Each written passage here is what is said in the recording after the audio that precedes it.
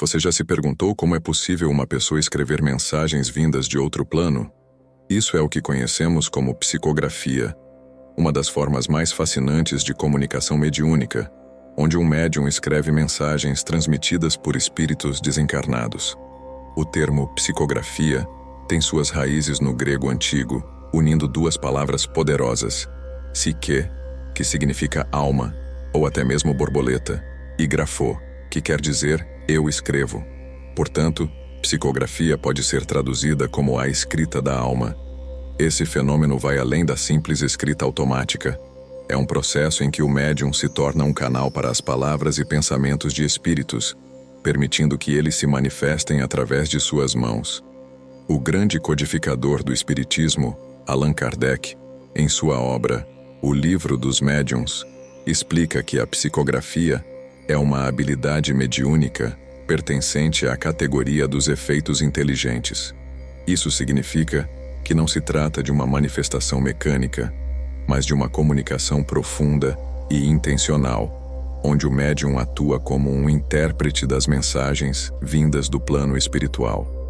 Ao longo de mais de 60 anos, Chico Xavier dedicou sua vida a confortar milhares de corações aflitos em todo o Brasil.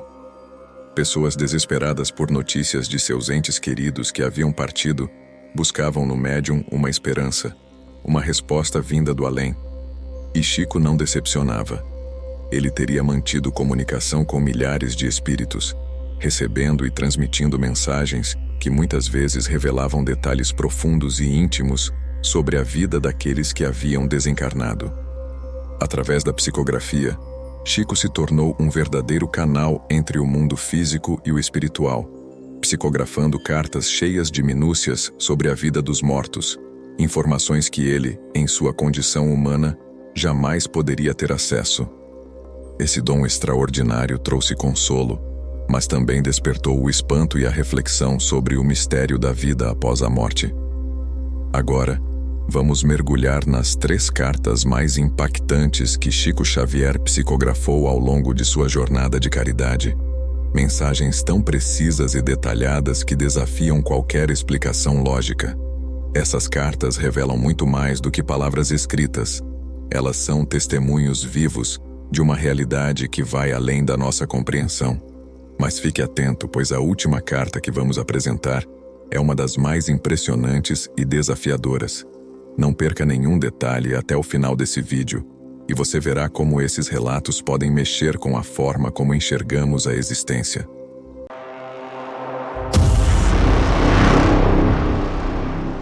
Vamos começar nossa jornada pela primeira carta psicografada por Chico Xavier, que traz uma história profundamente comovente e cheia de detalhes íntimos.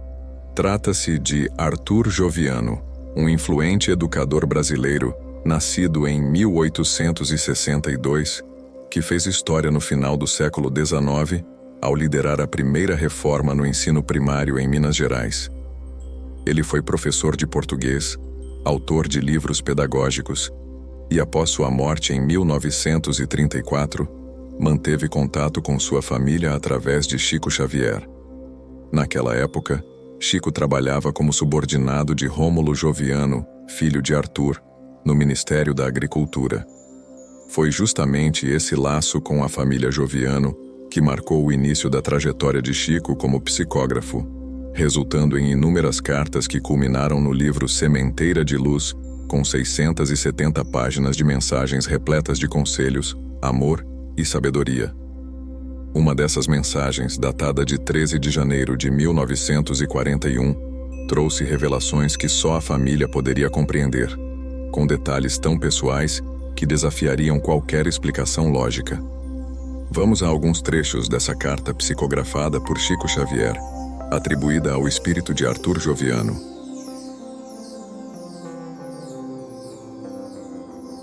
Meus caros filhos e queridos netos, seja a paz de Deus a alegria de vocês todos. Na visita afetuosa de sempre, renovo-lhes minha dedicação de cada dia.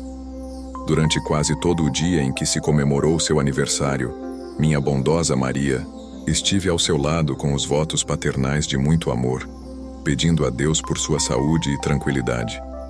À noite, Sua e nossa amiga Helena trouxe muitas flores. Você não as viu, mas recebeu-lhes o perfume no coração. Nesse trecho, Arthur menciona sua nora Maria, esposa de Rômulo, além de citar uma amiga da família, Helena, que havia falecido jovem. Chico Xavier, naquela ocasião, desconhecia esses laços íntimos entre Maria e Helena, o que tornou a mensagem ainda mais impactante para a família. Agora que vocês se dispõem a viagens novas, fiquem convencidos de que repartirei o tempo disponível entre as duas zonas opostas, norte e sul. Lembram nossa troca de ideias quando se organizavam para a primeira viagem à Fortaleza? Como veem, as experiências se repetem apenas com a renovação dos detalhes. Aqui, Arthur fala sobre as viagens que a família estava planejando, algo que Chico Xavier não poderia saber. Maria e Rômulo, que moravam em Pedro Leopoldo, estavam prestes a viajar para o Rio de Janeiro, onde a família Joviano residia. Esse nível de detalhes sobre as viagens e as conversas passadas deixou todos atônitos. Em face do êxodo, penso nas galinhas dele e recomendo não se esquecer de recordar os que ficam. Não preciso dizer da necessidade das aves na rotina habitual dos serviços da casa. Creio que, de todas as expressões domésticas, em nos referindo a animais menores, são as aves que mais falta sentem das mãos que as assistem. Relativamente a você, Wanda, não se inquiete com respeito ao rosto. Havemos de auxiliar a passar esta ponte de dificuldades naturais. Trate-se direitinho. Nesta parte, Arthur faz uma recomendação bastante curiosa, mas que era muito significativa para a família. Ele menciona as galinhas de seu neto Roberto e também dá um conselho direto para Wanda, que estava passando por problemas de pele, algo que Chico Xavier jamais poderia ter conhecimento. Esses detalhes foram confirmados pela família. Maria era a nora de Arthur, mãe de Roberto e Wanda. Helena era uma amiga de longa data da família, e Wanda realmente enfrentava um problema de pele na época. Além disso, a assinatura de Arthur Joviano, psicografada por Chico Xavier, foi posteriormente comparada com documentos oficiais, e os traços coincidiram perfeitamente, reforçando ainda mais a veracidade da comunicação espiritual. Essa é apenas a primeira das 3 cartas que vamos apresentar. E como você já pode perceber, os detalhes impressionantes e a precisão dessas mensagens vão muito além do que a mente humana pode compreender. Não perca as próximas revelações, pois as próximas cartas desafiarão ainda mais a lógica e o entendimento sobre a vida após a morte. Agora, vamos compartilhar uma das histórias mais emocionantes e tocantes entre as cartas psicografadas por Chico Xavier. Trata-se de uma carta atribuída ao espírito do pequeno Rangel, carinhosamente chamado de Tetel por sua família. Ele faleceu tragicamente aos 3 anos após uma queda de bicicleta. 1 ano depois, em uma reunião no Centro Espírita da Prece em Uberaba, Tetel teria feito contato com seus pais, Célia e Aguinaldo, por meio de uma carta psicografada por Chico. O mais impressionante é que, como Tetel faleceu antes de ser alfabetizado, a carta foi escrita com caligrafia infantil, evidenciando o esforço do menino para desenhar as letras com a ajuda de seu avô. Antes da mensagem ser lida, um médium ao lado de Chico disse à mãe: "Seu filho está aqui correndo e a toda hora vem lhe abraçar. Agora, ele está escrevendo a carta com a ajuda do avô." Essa mesma informação apareceu mais tarde na carta psicografada, algo que Chico Xavier desconhecia até aquele momento. A seguir, apresentamos alguns trechos dessa comovente carta. Querido papai Aguinaldo e querida mamãe Célia com vovó Lia, sou eu, o Tetel. Estou com o meu avô Lico e com a minha tia Gilda. Vovô me auxilia a escrever porque estou aprendendo. Estou vendo a tia Lé. Esse primeiro trecho já trouxe uma carga emocional enorme para os pais. Tetel menciona o apelido que só a família usava e fala de seu avô, Manuel Diniz, que ele chamava carinhosamente de Vô Lico. O mais impressionante é que Manuel havia falecido muitos anos antes, em 1979. e Tetel não o conheceu em vida. Além disso, ele menciona a tia Gilda, que morreu em 1954, quando o pai de Tetel, Aguinaldo, tinha apenas 4 anos, mal se lembrando dela. E para tornar o relato ainda mais surpreendente, Tetel cita a tia Lé, uma amiga da família que estava presente na reunião naquele exato momento. Eu estou vivo e vou crescer.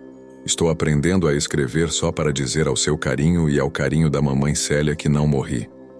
Essa parte da carta foi especialmente reconfortante para Célia, que carregava consigo uma pergunta íntima que nunca havia compartilhado. Será que meu filho continuaria seu desenvolvimento, interrompido tão cedo? Tetel, com simplicidade e ternura, responde diretamente a essa angústia, dizendo que continuaria crescendo e que estava aprendendo a escrever. Uma mensagem que só reforça o poder consolador da psicografia. Vou aprender muitas coisas e muitas lições para saber escrever melhor, mas já estou mais adiantado que a Mariana e creio que o Aguinaldinho ficará satisfeito. Papai, mamãe, vó Lia e tia Lé, não posso escrever mais porque fiquei cansado de fazer letras, mas quando eu puder, voltarei. Estou com muitas saudades. Aqui, Tetel demonstra um senso de comparação típico de crianças, mencionando sua irmã Mariana, que ele diz não ser tão aplicada nos estudos, uma característica que apenas a família conhecia, reforçando ainda mais a autenticidade da mensagem. Além disso, ele faz referência a seu irmão mais velho, Aguinaldinho, conhecido como o CDF da família. Mesmo com o cansaço de fazer letras, o pequeno Tetel promete voltar em breve, deixando a todos com uma sensação de alívio e esperança. Esses detalhes pessoais, desconhecidos por Chico Xavier, tornam essa carta um exemplo impressionante do fenômeno da psicografia. O apelido Tetel, o nome do avô Manuel, carinhosamente chamado de Volico, e até as características íntimas dos irmãos de Tetel são informações que Chico não tinha como saber. Essa é a segunda das 3 cartas que estamos explorando. E já vemos como essas mensagens desafiam a lógica e trazem um consolo impossível de ser ignorado. E agora, prepare-se para a 3ª carta, que também promete ser surpreendente. E agora chegamos à última história desse emocionante relato.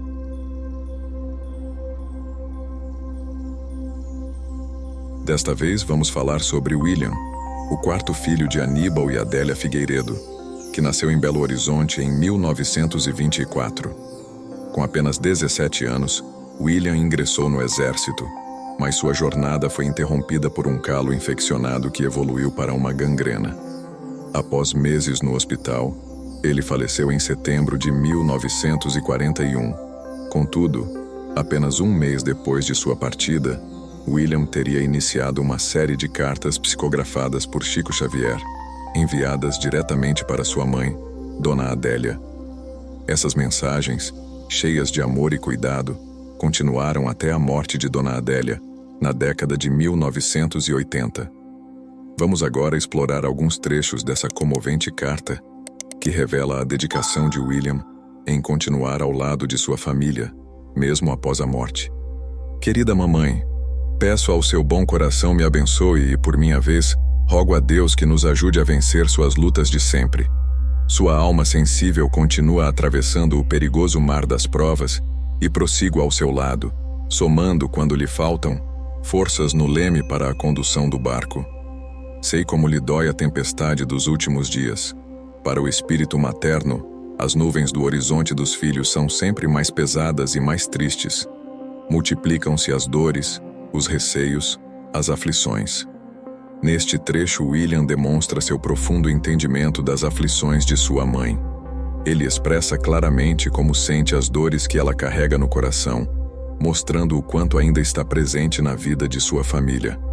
Para Dona Adélia, que enfrentava tempestades emocionais ao lidar com a perda de um filho e as dificuldades dos demais, essa mensagem veio como um bálsamo. Entretanto, nesse pedido, eu desejo apelar para o Wilson, para que ele transforme o caminho, melhorando-o. Diga-lhe, em nome de minha dedicação fraternal, que a vida humana é um eterno aprendizado divino do qual não nos desviaremos sem graves consequências. Ele agora é casado, é esposo e é pai. O Divino Senhor, que eu percebo melhor presentemente, conferiu-lhe deveres verdadeiramente sagrados. Lourdes e o filhinho constituem-lhe agora um sublime propósito, ao qual está preso por laços sacrossantos. Não é justo que se perca. Neste segundo trecho, William dirige-se diretamente ao irmão mais velho, Wilson.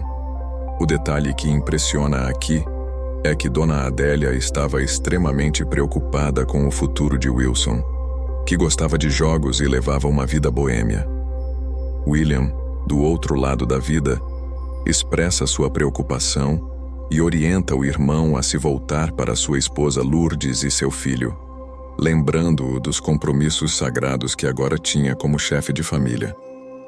Através de aventuras complicando o futuro e perdendo os melhores anos da existência, como lhe acontece, estou também preocupado com ele.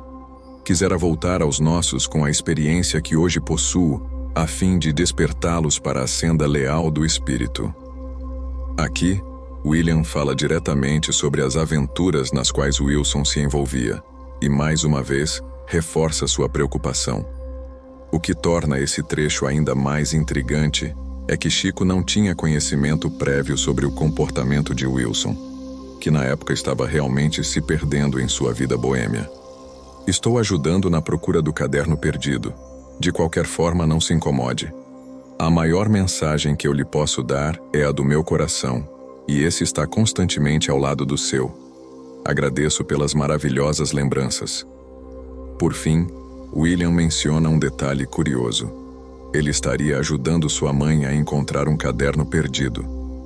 Esse caderno era, na verdade, um objeto de grande valor sentimental, pois nele, Chico havia psicografado as primeiras mensagens de William para a família, escritas logo após sua morte, em 1942. Esses detalhes revelados por William nas cartas, como a preocupação com Wilson e o caderno perdido, eram informações que Chico Xavier não poderia conhecer. Mais uma vez, a autenticidade da psicografia é reforçada pela precisão e pelos laços emocionais contidos nas palavras. Essas 3 cartas são exemplos impressionantes de como a psicografia de Chico Xavier não apenas desafiou a lógica, mas também trouxe consolo e esperança para milhares de pessoas, como Dona Adélia, que recebeu o amor e a presença contínua de seu filho, mesmo após sua partida. E você, o que achou dessas mensagens? Não deixe de compartilhar suas experiências nos comentários. Inscreva-se no canal para não perder nenhuma jornada reveladora e fique na paz do Criador. Até a próxima!